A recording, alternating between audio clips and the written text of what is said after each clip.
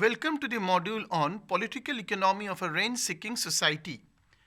By the concept of the rent-seeking hypothesis, we mean the act of growing one's existing wealth without the creation of a new wealth by transforming the social and the political environment. So this goes back to the saying of the concept of the rent-seeking, which is the act of growing one's existing wealth. That means that whatever wealth accumulation has been taken up in the society, that is actually being extracted to calculate the surplus without any creation of any new wealth or of any new sort of capital formation. This is basically an attempt to obtain economic rent. So by the concept of economic rent, we mean the excess of transfer earnings over the cost of production. That means any kind of surplus value that is generated by the state or by the stakeholders will be accounted as the component of economic rent. Moreover, it is being said by manipulating the social or political environment in which the economic activities occur. So thereby the rent-seeking activity is basically an ingredient component of a social transformation which also incorporates the political strands at different points of time. Moreover, it is an economic concept because it is related to a profit value, related to the surplus value that occurs when an entity seeks to gain wealth without any reciprocal contribution to productivity. That means rent seeking is basically how the surplus is being generated, which may not have a direct link with the raising productivity, but it is the surplus of the nation that will be accumulated. Moreover, it also revolves around government-funded programs because there also some kind of rent-seeking hypothesis comes in place. So rent-seeking is distinguished from the profit-seeking in the sense that by the rent-seeking we mean a kind of a surplus value that will be generated in the process, and that is being done by the excess of transfer earnings over the cost of production. But by profit-seeking we always mean a kind of mutual beneficial transactions. Because in this case the excess of revenue over cost is being calculated, which is between the two important economic agents who mutually benefit from this kind of engagement. But that is not there in the rent seeking, where there is no reciprocal mechanism either to benefit both the interest or to raise productivity in any sense.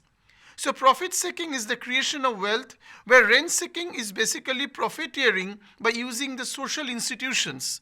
Because in case of the rent seeking, it goes into the interest of the capitalist owners or by the rent seekers without any much contribution to the society at large. This is because the power of the state, redistribution of the wealth among the different groups may not come into the stance. Basically, it is the discretionary power of the state which exercises the control. So in practical context, income obtained through rent seeking may contribute to profits in the standard accounting sense of the word. That means if we go into the technicalities of the rent seeking, it may contribute to profit, but there is a line of departure between the profit seeking and the rent seeking hypothesis.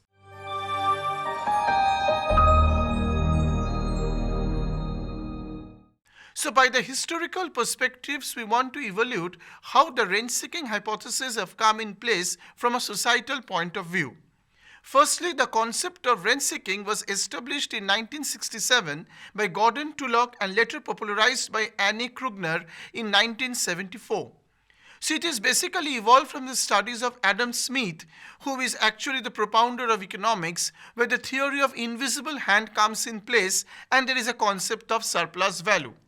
So the concept is based on the economic definition of rent, which is basically the economic wealth, and that has been accumulated by the excess of transfer earnings over the cost of production.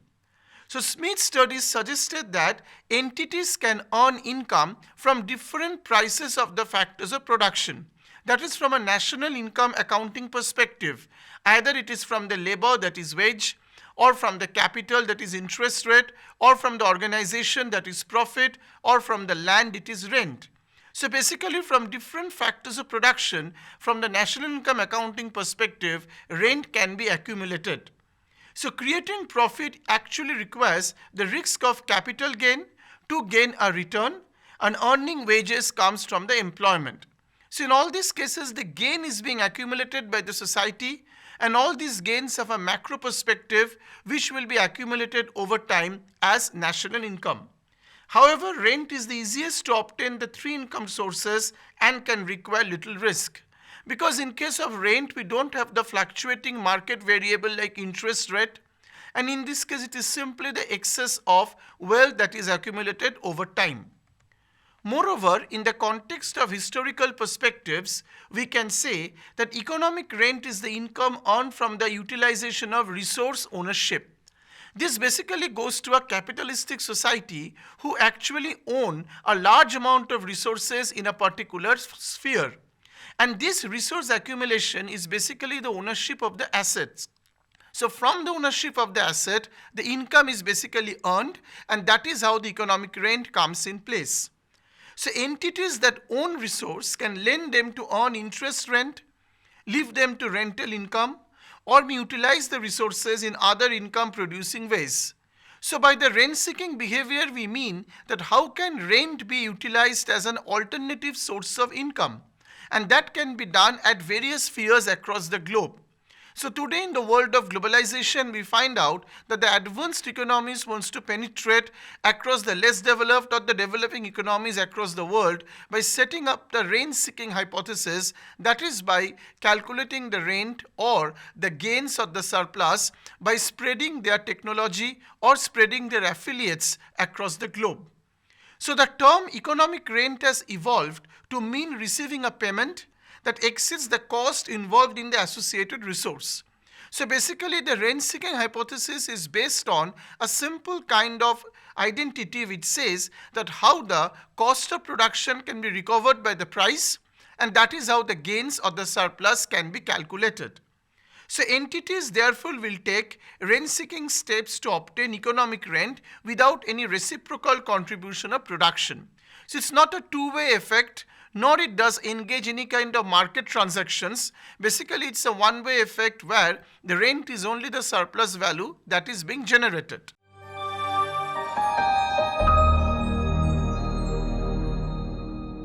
Hence, we get back to the importance of rent-seeking factors that are spread across the globe with certain selected examples.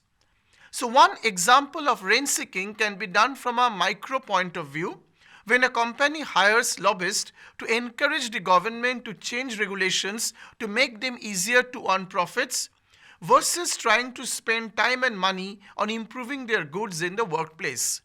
So the rent-seeking hypothesis is basically a cost reduction strategy which may be adopted by the firm. And this can be adopted by the firm with the advent of foreign capital at times. That means the government can hire any kind of agencies which are called rent-seeking agencies or rental agencies to modify the regulations, that is by making it more liberal, by making it more flexible, and as we do in a case of ease of doing good business environment, to make it easier for them to earn profits. And thereby profit generation is the goal, but the surplus accumulation is the major objective, without any kind of initiative for improving the quality that the goods are being offered. So it basically goes into the concept of how surplus can be extracted within a short span of time by compromising with the quality. Secondly, rent seeking is a byproduct of political legislation and the government funding. Because in most of the cases, the bureaucrats or the politicians, basically in a capitalistic society, are the owners of the laws, regulations, and funding allocations. This is very much centralized in an economy where the funding decisions are also being dictated by the state or by the authoritative bodies, which govern industries and the government subsidy distributions. So entire policy making in terms of redistributive strategies or in terms of policy making are to be governed by the state.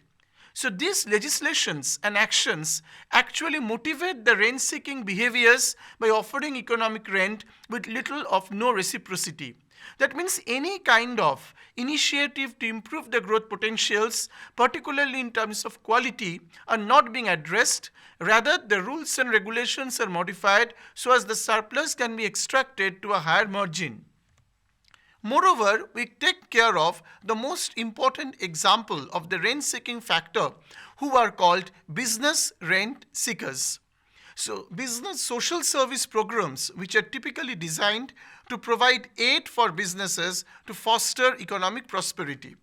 So, this goes back to the business lenders or the business leaders who actually own the capitalist classes in a society, and they are basically designing some kind of business models where rent can be easily extracted.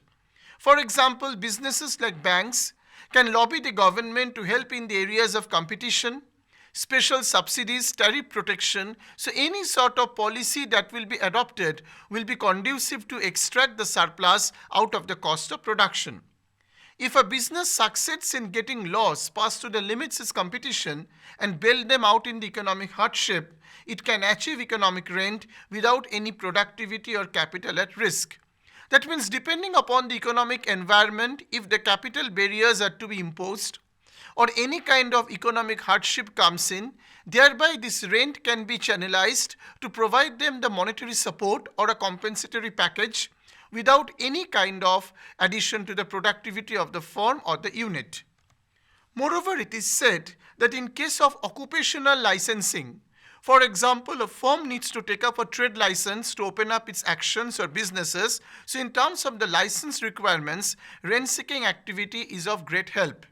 Like lobbying for lessening of occupational licensing requirements. This is rationalization of the industrial policy, rationalization of the trade license policy, going in tune with ease of doing good business. And that also will make the rent to get extracted in a more convenient and a simplistic manner. Often regulations exist due to past lobbying efforts from the existing members. If certification and license obligations prevent the newcomers from competing, few professionals may share the revenue. This can happen in case of a mutual agreement between the traders, because whatever revenue will be generated, they can be equally shared if the rent comes up in a more flexible and in a more rational manner. Thus, a more significant portion of the money accrues to each existing member without additional economic benefit. So there will be no surplus generated because the entire money of the fund will be distributed among the traders who participate in that agreement. This is very much similar with a cartel agreement in an oligopolistic market where they go for joint profit maximization and distribute the profit among themselves. So additionally, limits to competition can be a driver for price. Consumers may be required to pay more. So in terms of the rent-seeking hypothesis, it may add a kind of social cost on the society by extracting the purchasing power of the consumer because it has the common objective of extracting the surplus by any means in a capitalistic world.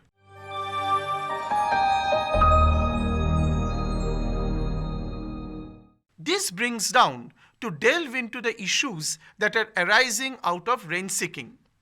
First and foremost, rent-seeking, as it said, that actually monopolizes the market or monopolizes the society by creating a separate category of powerful capitalists who can extract the surplus at their own wish. So thereby, rent-seeking can disrupt market efficiencies and create pricing disadvantages for the market participants. This is because the pricing may be abnormally high, where government intervention may be there but cannot do so in the long run. Those that benefit from successful rent-seeking obtain added economic rents without any added obligations. Because here the obligations refer to redistribution of the wealth, but there is no such mechanism how the surplus out of the rent can be redistributed in the near future. This can add or this can potentially create unfair advantages. Unfair advantages means that the concentration of power in the hands of few will rise, economic inequality will be at large, and disparity will be rising up. Specifically providing wealth to certain businesses that lead to a greater market share at the detriment of competitors. So greater market share is the source of a monopoly creation, which can be basically attributed to the rent-seeking behavior of the capitalist. Rent-seeking wealth is typically a function of a taxpayer funding. Because in case of the taxpayer, it is seen a compulsory payment made by all sections of the society, but the rent-seeking is actually benefiting the owning class or the capitalist classes. So these tax revenues are used to provide economic wealth for the rent seekers, but may not improve the economic climate or produce any benefits at large. That means it may benefit only a specific category, but it will not add to the society in terms of the common benefit or the collective benefit. So in that way, rent seeking will create discrimination, deprivation among the societal members, and also will contribute to the creation of class and end up in class struggle.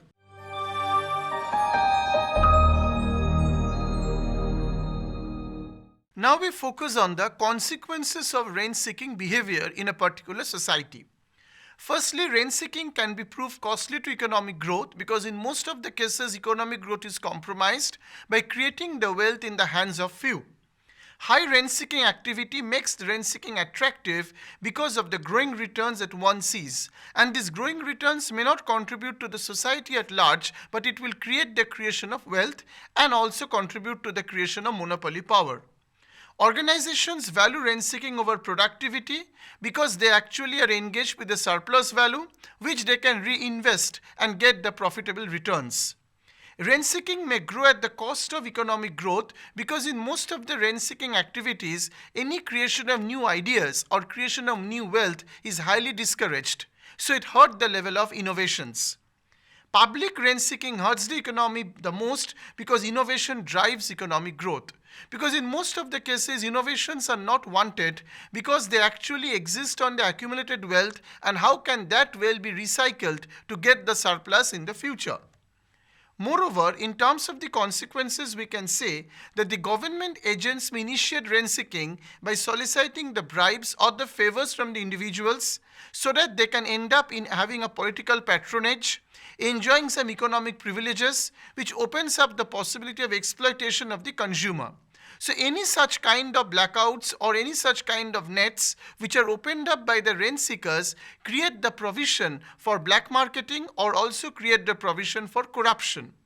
It has been shown that rent seeking by bureaucracy can push up the cost of production of the public goods. Here the public goods basically means those goods which are non-rival and non-excludable.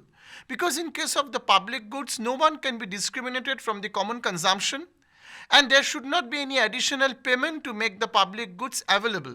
For example, street lights, public parks, amusements, and also the national defense.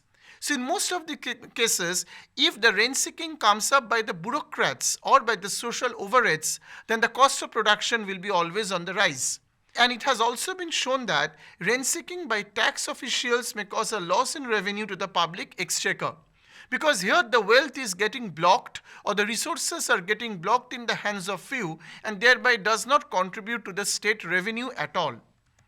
Moreover, we can see that the rent seekers of the government provided benefits will in turn spend to that amount of benefit to gain those benefits in the absence, for example, the collective action as highlighted by Olson. That means any kind of collective benefit that is needed to be warranted for the society's welfare will not be contributed by the rent-seeking mechanism.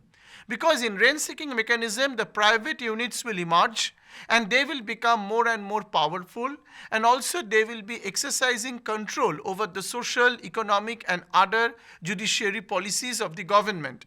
So in terms of the collective action of the benefits, the entire society will not gain as much. Similarly, taxpayers lobby for loopholes and will spend the value of these loopholes to obtain them.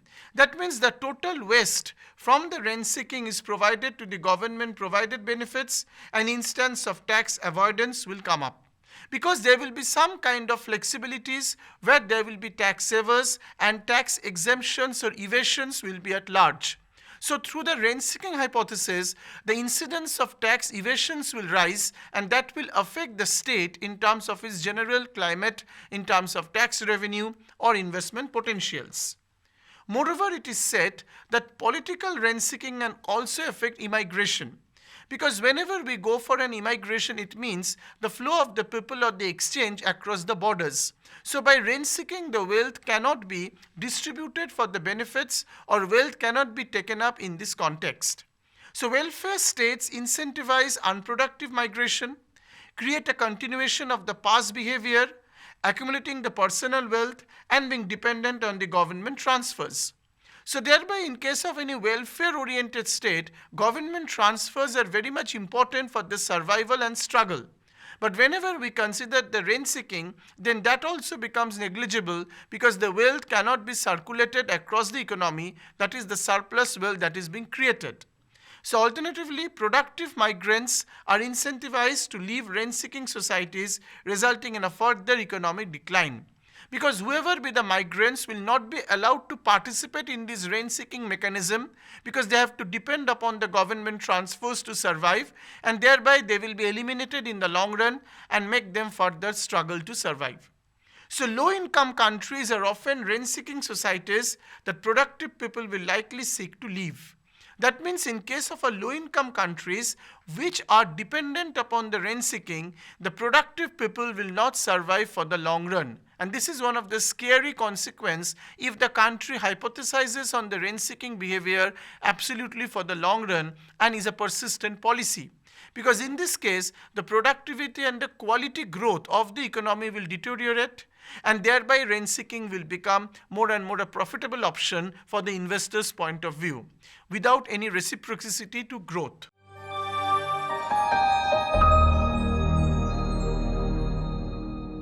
So now the question comes that how can we go for the difference between economics and politics in the rent-seeking behavior? Because there is a thin line of margin in the thought process of the economics professionalism as well as the rational and the political thoughts how this rent-seeking can be elaborated. The use of economic power, that is the control over rents and affecting a preferred distribution of income, can be used to acquire political power through lobbying and campaign contributions, which leads to favorable policies and increase the economic power.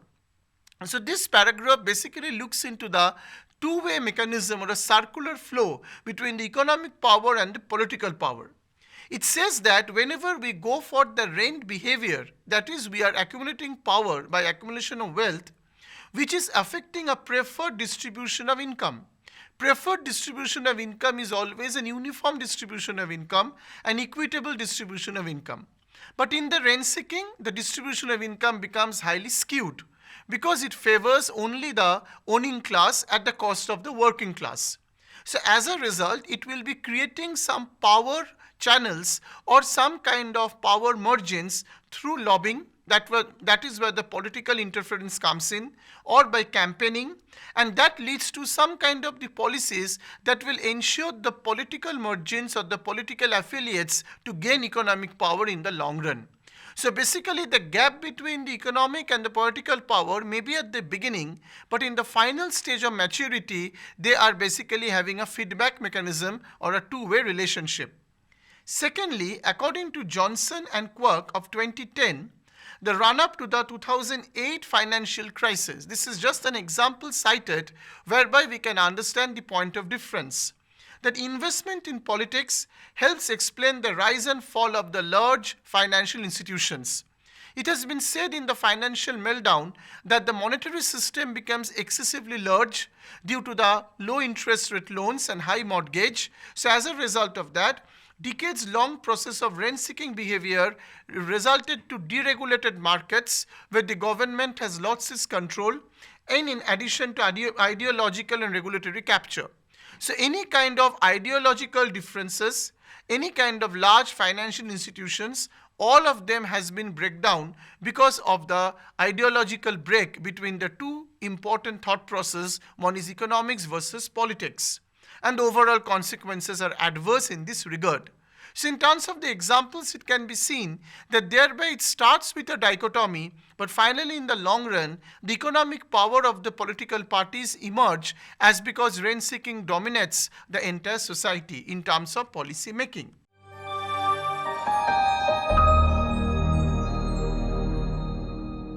So now we move on to the context of India, where we want to find out the reflections of rent-seeking behavior.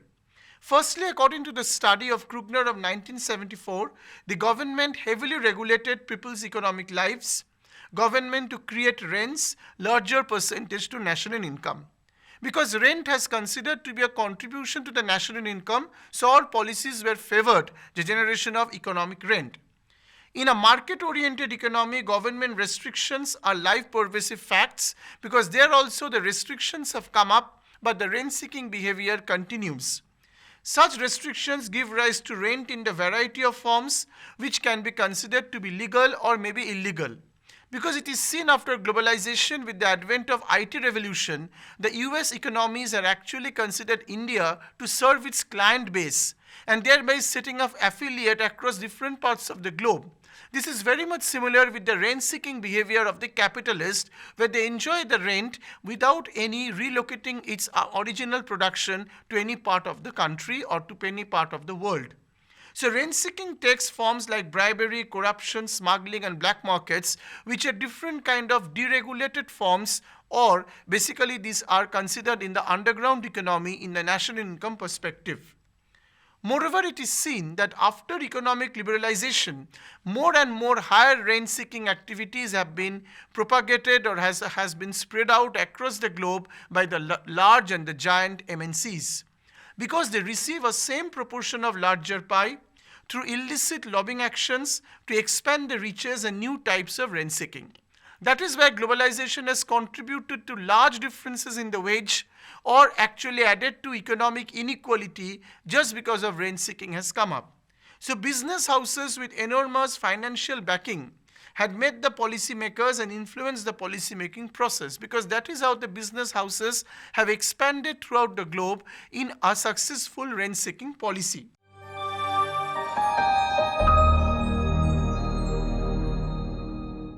So this basically comes down to summing up of the major issues that are dealt in this module. Firstly, the concept of rent-seeking behavior is explored. In terms of the rent-seeking behavior, we go back to the theory of the rent according to the economic judgment that it is the excess of transfer earnings over the cost of production.